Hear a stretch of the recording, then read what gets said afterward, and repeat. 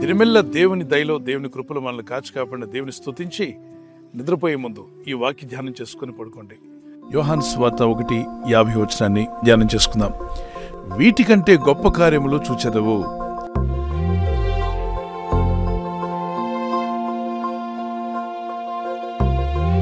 వీటికంటే గొప్ప కార్యములు నేను జరిగిస్తాను.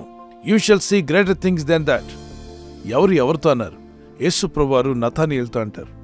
హృదయములో కపటం లేకుండా దేవుణ్ణి సేవిస్తున్న నతానీయులు అనేటువంటి ఒక వ్యక్తి అంజూరపు చెట్టు కింద కూర్చొని ప్రార్థిస్తూ ధ్యానిస్తూ ఉన్నాడు. ఏనాటికైనా మెస్సయ్య రావాలి, ఆ మెస్సయ్యను చూడాలని.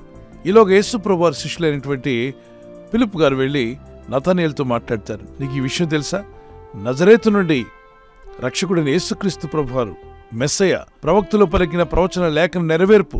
ఇదిగో మన ముందు ప్రభు ఉన్నాడు, చూద్దాం రా అన్నప్పుడు, నిజమా నజరేతు నుండి ఏదైనా మంచిదంటూ వస్తుందా? ఆ రోజుల్లో కూడా గుర్తింపు లేని ఊరు నజరేతు.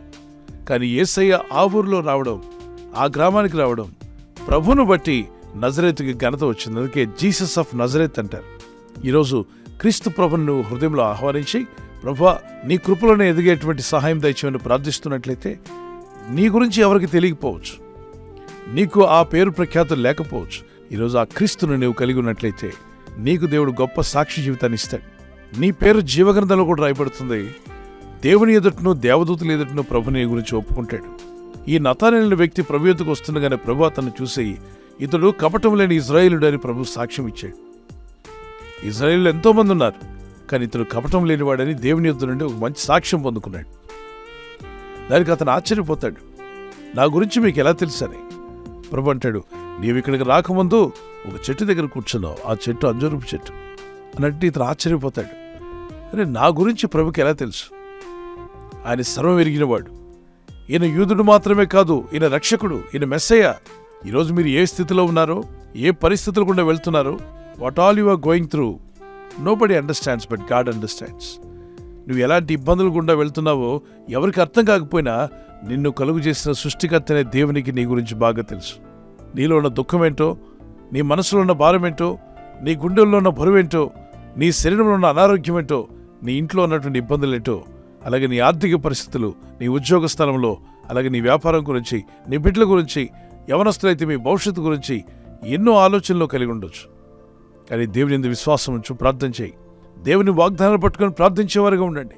ఇంతవరకు ఏవైతే అనుభవించున్నారో, ఇంతవరకు వేటినైతే కలిగి ఉన్నారో, వాటికంటే గొప్ప కార్యములు ప్రభు మీ పట్ల చేయబోతున్నాడు.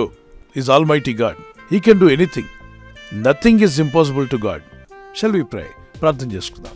పరిశుద్ధమైన మా ప్రియ తండ్రి, ఇంతవరకు రక్షకుడైన యేసుక్రీస్తు ప్రభు వారి యొక్క ప్రేమను ఎరగిన వారు నేడే నీ ప్రేమను తెలుసుకొని రక్షించబట్టుకు సహాయం దయచేయండి. వారి హృదయాల్లో ఉన్న చీకటిని తొలగించి వెలుగును దయచేయండి. రక్షించబడిన ప్రతి ఆత్మకు రక్షణ ఇమ్మని వేడుకుంటున్నాను తండ్రి. తండ్రి, మీరిచ్చేటువంటి పాపక్షమాపణ వారికి, వారి కుటుంబానికి దయచేయండి. మీరిస్తున్న సమాధానము, నెమ్మది వారికి, వారి కుటుంబాలకు అనుగ్రహించండి. నమ్మి విశ్వాసం ఉంచి ప్రార్థిస్తున్న వారి జీవితంలో గొప్ప కార్యాలు జరిగించండి. బంధకాల్లో ఉన్న వారికి విడుదల దయచేయండి. ఇప్పటికన్నా గొప్ప కార్యములను చూస్తావని నతానీయులతో మీరు చెప్పినట్టుగానే గొప్ప కార్యములు జరిగించగల శక్తిమంతులు నాయన. ఏ స్థితిలో ఉన్నప్పటికీ, ఏ పరిస్థితి గుండా వారు వెళుచున్నా, మా స్థితిగతులను మించిన గొప్ప దేవుడు అని నీ నామలో ప్రార్థిస్తుండగా, ఇగో నీ ప్రజలను విడిపించి రక్షించి వీరిని బలపరిచి, ఇంతకంటే గొప్ప కార్యములు వీరందరూ చూసే విధంగా నీ చిత్తం నెరవేర్చుకుని ఆయన ఆశ్చర్య కార్యములు జరిగించండి, అద్భుత కార్యములు జరిగించండి. ఈ రాత్రి నెమ్మదితో పండుకొని సురక్షితంగా కాపాడబడినట్లుగా నీ అగ్ని కంచి వేసి మమ్మల్ని కాపాడండి. నీ రాజ్య విస్తరణలో భాగస్థులుగా ఉండి నీ చిత్తం నెరవేర్చేవారుగా మమ్మల్ని అందరినీ బలపరిచి నడిపించి వర్ధిల్ల చేయమని క్రీస్తు యేసు నామములో అడిగి వేడుకుంటున్నాను నా పరలోకపు తండ్రి. ఆమేన్. వాగ్దానం విన్న వెంటనే ఆమెన్ చెప్పడం మర్చిపోకండి.